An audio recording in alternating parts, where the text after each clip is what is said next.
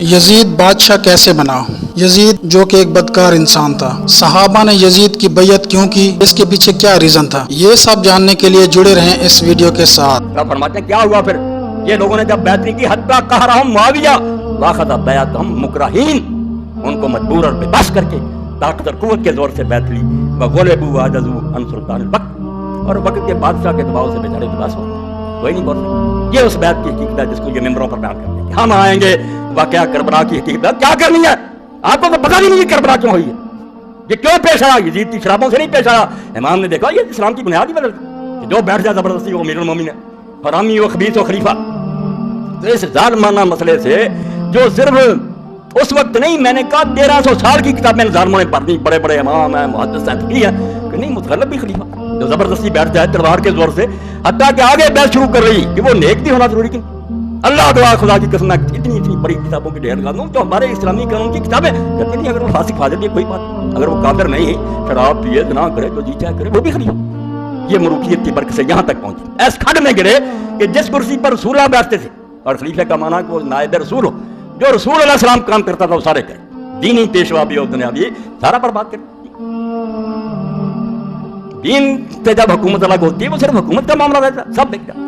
بڑے بڑے نیک لوگ جو اپنے ضمیر بیچتے ہیں، کرو سودا دو پیسے ہم بھی آپ کے حق میں ووٹ دیتے ہیں، یہ سارے تماشے ہم دیکھ رہے ہیں کہ جب امام حسین علیہ السلام نے یزید کی بیعت نہیں کی تو باقی لوگوں یعنی صحابہ اور ان کی اولادوں نے کیوں یزید کی بیعت کی؟ بھائی گن پوائنٹ پہ کروائی تھی، اور ظاہر ہے کہ گن پوائنٹ کے اوپر کوئی چیز کی جاتی ہے تو پھر اسلام میں آپ کے پاس یہ رائٹ ہے کہ آپ دل میں بھی برائی کو برا جان سکتے ہیں۔ سب کا ایمان تو حضرت حسین والا نہیں تھا نا،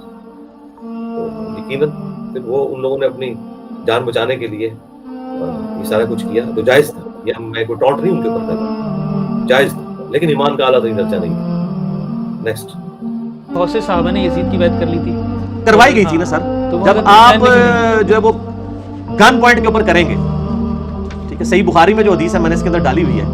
کہ مروان بن حکم جو ہے وہ جمعے کا خطبہ دیتا ہے، حضرت معاویہ کا گورنر ہے، وہ کہتا ہے اللہ تعالیٰ نے ہمارے امیر المومنین کو ایک بات سجھائی ہے، وہ امت کے وسیع تر مفاد میں چاہتے ہیں کہ اپنے بیٹے کو اپنے بعد خلیفہ نامزد کرتے ہیں۔ تو امام بخاری تو بس اتنے الفاظ لے کے ہیں کہ حضرت ابوبکر کا بیٹا عبد الرحمن بن ابی بکر کھڑا ہوا اور اس نے کچھ کہا، کچھ کیا کہا وہ امام بخاری نے نہیں نقل کیا، وہ حاکم کے اندر موجود ہے، مصنف ابن ابی شیبہ میں موجود ہے، ابن حجر اسقلانی کی شرح فتح الباری کے اندر موجود ہے، اسی حدیث 4827 نمبر حدیث ہے یہ بخاری کی، اس کے کانٹیکسٹ میں اس نے کہا سیدھی طرح کہ تیرا امیر المومنین کیسر و کسرا رومن اور پرشین امپائر کے حکمرانوں کی سنت کو زندہ کر رہا ہے، ابو بکر عمر کی سنت کو نہیں۔ میں ابو بکر کا بیٹا ہوں، مجھے تو نہیں خلیفہ بنایا ابو بکر نے، تو اپنے بیٹے کو یزید کو یہ بنوا رہا ہے، یہ تو کیسر و کسرا کی سنت پہ عمل کر رہا ہے۔ جب صحابہ کرام رضی اللہ عنہ نے اس کی یزید کی بیعت کر لی تھی، مثلا حضرت عبداللہ بن عمر رضی اللہ عنہ بھی ہیں اور باقی لوگوں کے بھی بعض نام لیتے ہیں، تو کہتے ہیں آپ کو اس میں کیا اعتراض ہے؟ شاہ جی ہمیں کوئی اعتراض نہیں ہے، ہم یہ کہتے ہیں بیعت ہوئی کس طریقے سے۔ عبداللہ بن عمر نے بیعت کر لی تھی، اچھا جی، اب ہم یہ پوچھتے ہیں کہ جو عبداللہ بن عمر رضی اللہ تعالیٰ عنہ کی بیعت کرنا ہے، کیا اس چیز کی توثیق ہو جائے گی کہ یزید کی خلافت ٹھیک ہے؟ تو پھر صحیح ہے، پھر تو حضرت حسین سے مخالفت کی ضرورت ہی کوئی نہیں تھی۔ عبداللہ بن عمر رضی اللہ عنہ نے تو پورا خطبہ دے دیا اس کے حق میں، یزید کے حق میں، کہ اس کی بیعت نہ توڑو۔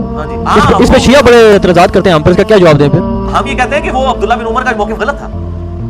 نہیں ان کو نہیں، وہ جو قتل حسین کی روایت آپ تک پہنچ گئی ان تک نہیں پہنچی، کون سی؟ وہ جو کہ یزید قاتل ہے ان کا، وہ ان کا موقف یہ تھا کہ چاہے فاسق و فاجر بھی ہو حکمران، اس کی بیعت نہیں توڑی جائے گی، ان کا یہ موقف تھا۔ تو عبداللہ بن عمر کے زمانے میں جنہوں نے بیعت توڑی تھی وہ بریلوی دیوبندی اہل حدیث شیعہ تھے، یہ صحابہ کی اولادیں تھیں، جن کو عبداللہ بن عمر بخاری میں آتا ہے سمجھانے کے لیے گئے کہ بیعت نہ توڑو۔ وہ بیعت توڑنے والے کیا میرے فالوور تھے، انجینئر صاحب کے لیکچر انہوں نے سنے ہوئے تھے، وہ بھی تو صحابہ کی اولادیں تھی نا، ان کا بھی تو ایک موقف تھا نا۔ عبداللہ بن عمر کا اپنا موقف تھا، ہم اس کے ساتھ ایگری نہیں کرتے، تو عبداللہ بن عمر کو پھر دنیا میں ان کی طرف سے فائدہ بھی پہنچ گیا نا، آل امیہ نے قتل بھی تو کروایا نا عبداللہ بن عمر کو، صحیح بخاری میں آتا ہے نا، حجاج بن یوسف نے نیزہ مروا دیا تھا حج والے چیپٹر میں، پھر وہ عیادت کے لیے گیا۔ جن جن لوگوں نے ساتھ دیا ہے ان لوگوں کو ان لوگوں نے قتل کیا ہے، چھوڑا کسی۔ نعمان بن بشیر اعظم معاویہ کی طرف سے گورنر تھے نا جی، نعمان بن بشیر کو بھی آل امیہ نے قتل کروایا، کوئی بندہ چھوڑا ہے انہوں نے؟ جو ان کا ساتھ دیتا رہا اینڈ پہ اس کو انعام دیا انہوں نے دنیا میں۔ ایک بڑی جماعت صحابہ کی اس وقت موجود تھے، تابعین تھے جنہوں نے رسول اللہ کی صحبت درک نہیں کی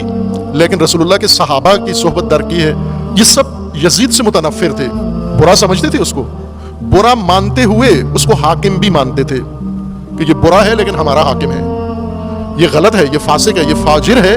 لیکن ہمارا حکمران ہے، ہماری حکومت ہے۔ اس کو نہ دیکھو، اس کی مسند کو دیکھو، یہ کہتے تھے کہ اس کو نہ دیکھو، یہ دیکھو کس مسند پہ بیٹھا ہوا ہے۔ किस मसनद पे है? ये मसनद रसूलुल्लाह पे बैठा हुआ है,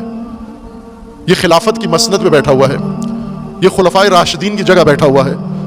लिहाजा इस ओहदे और मनसब की बुनियाद पर ये बदतर इंसान, ये बदकार इंसान इसको बतौर हाकिम कबूल करते थे।